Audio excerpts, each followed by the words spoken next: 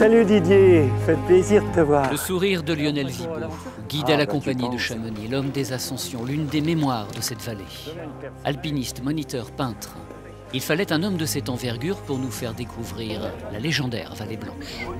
C'est absolument exceptionnel d'avoir pu créer une remontée aussi impressionnante comme ça. Les gens restent complètement époustouflés par cette...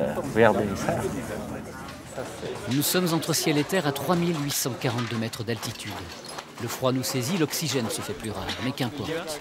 Au bout d'un tunnel, des montagnes à l'infini et une immensité blanche.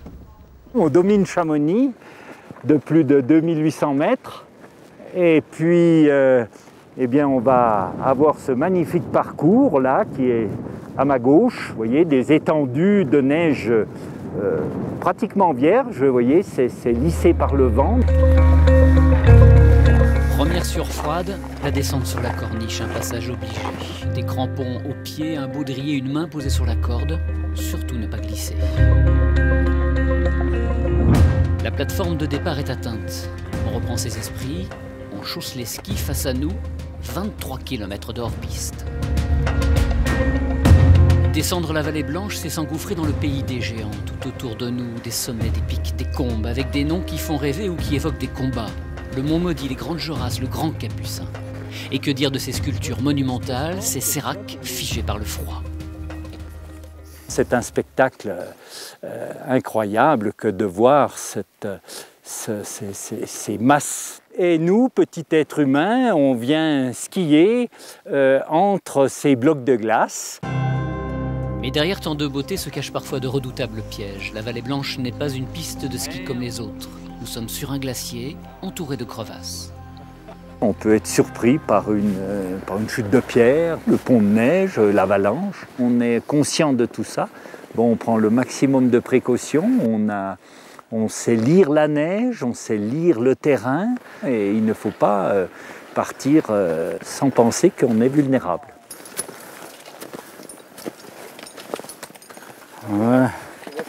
Voilà l'arrivée dans ce havre de paix et de beauté.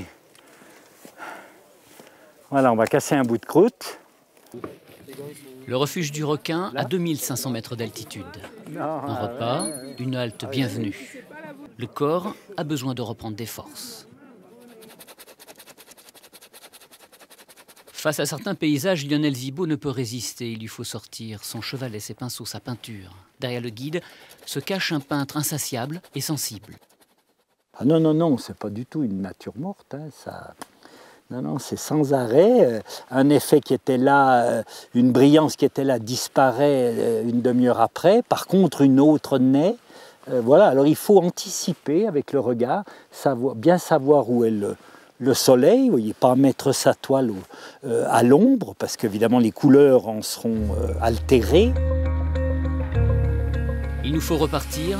La descente de la Vallée Blanche touche à sa fin, avec un arrêt obligatoire à la mer de glace. Quand la neige est plus abondante, on peut skier jusqu'à Chamonix. On peut skier jusque-là, ce qui est merveilleux.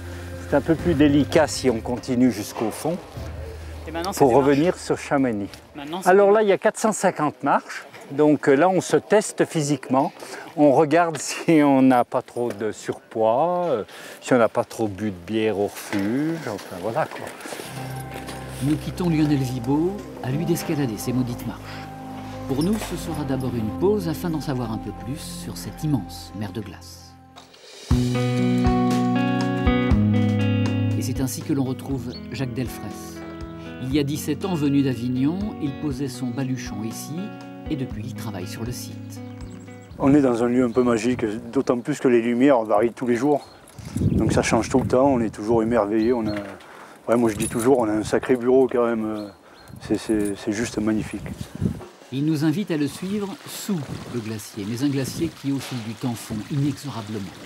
La planète se réchauffe, la mer de glace se retire. Là où on est, c'est là où se trouvait la passerelle pour accéder sur le glacier. Donc là on a perdu à peu près, on est au moins 60 mètres d'épaisseur de moins. Et donc du coup ce qui se passe, eh bien, chaque année on est obligé de refaire des marches pour pouvoir accéder sur le glacier. Jacques fait partie de ceux que l'on surnomme les gros-tus, les hommes qui creusent. Pour que les touristes profitent pleinement de la mer de glace, une grotte est aménagée. Mais elle est éphémère, elle fond à cause de la chaleur. Alors chaque année, Jacques creuse une nouvelle cavité. Le gardien de la grotte. Visite guidée dans la nouvelle grotte qui a ouvert au public la semaine dernière.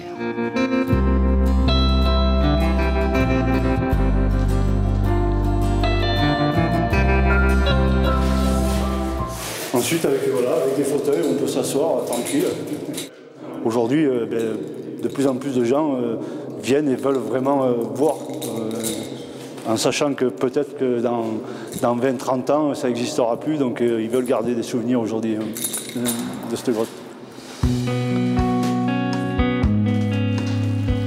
Cette fois-ci, il nous faut bel et bien repartir. Le train de Montanvert nous attend. Le corps est fatigué, les muscles lourds, mais qu'importe, l'esprit est encore là-haut. Il vagabonde une dernière fois au pays des géants.